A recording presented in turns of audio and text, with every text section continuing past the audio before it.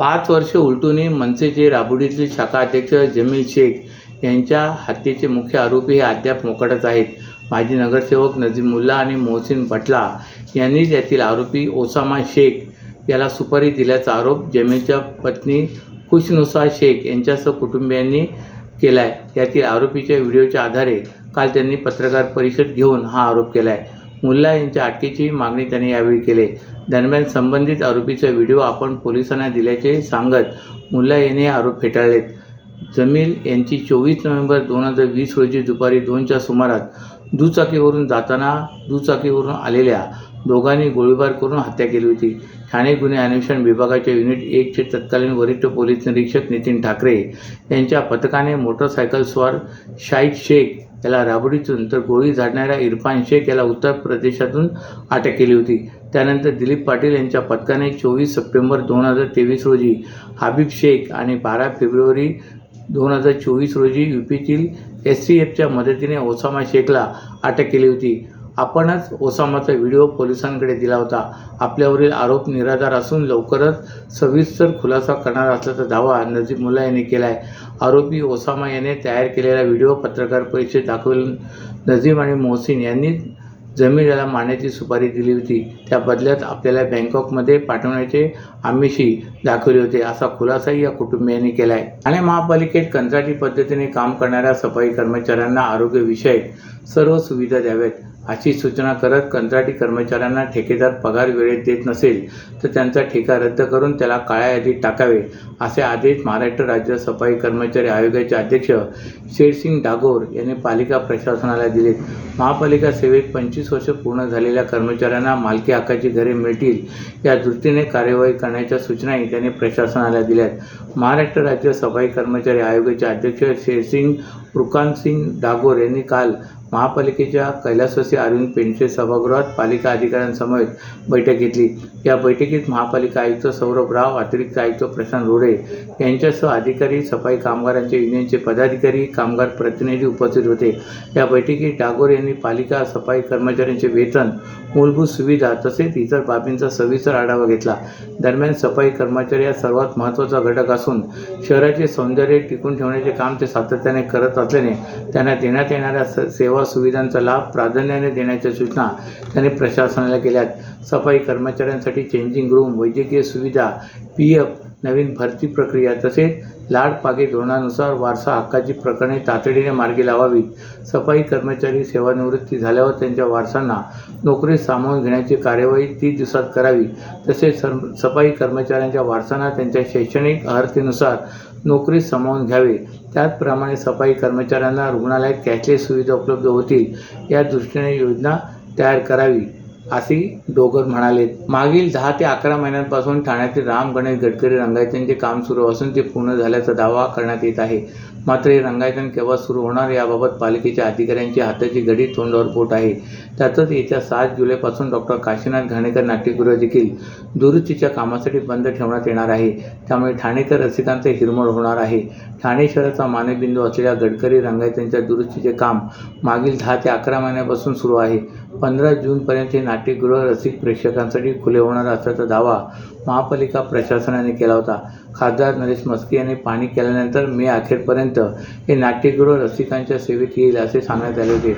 मात्र कामातील विलंबनामुळे रंगायतन खुले होण्याची तारीख लांबली. आता काम पूर्ण झाल्याचा दावा महापालिकेतील सार्वजनिक बांधकाम विभाग, विद्युत विभाग आणि इतर विभागांकडून केला जात आहे. परंतु काही किरकोळ कामे अद्यापही शिल्लक आहेत. परंतु गडकरी रंगायतांचा पडदा नक्की केव्हा उघडणार हे बोलायला मात्र एकही अधिकारी तयार नाही. त्यामुळे रसिकांमध्ये नाराजी व्यक्त होत आहे. गडकरी रंगायतन दुरुस्तीसाठी बंद असताना आता हिरानंदाने मिळवते असलेल्या डॉ. काशीनाथ घाणेकर नाट्यगृहाच्या दुरुस्तीचे काम हाती घेतले जाणार आहे. नाट्यगृहाच्या छतावर 2009-10 मध्ये पत्रे बसवण्यात आले होते. हे पत्रे जीर्ण होऊन त्यांना छोटी छिद्रे पडली आहेत. पावसाळा सुरू झाल्याने त्यातून पाणी झिरपून नाट्यगृहाच्या आतील बाजूस असलेल्या फॉल सिलिंगवर पडते आहे. यातून दुर्घटना घडण्याची शक्यता असल्यामुळे खबरदारीचा उपाय म्हणून येत्या 7 जुलैपासून हे नाट्यगृह दुरुस्तीसाठी बंद ठेवण्यात येणार आहे.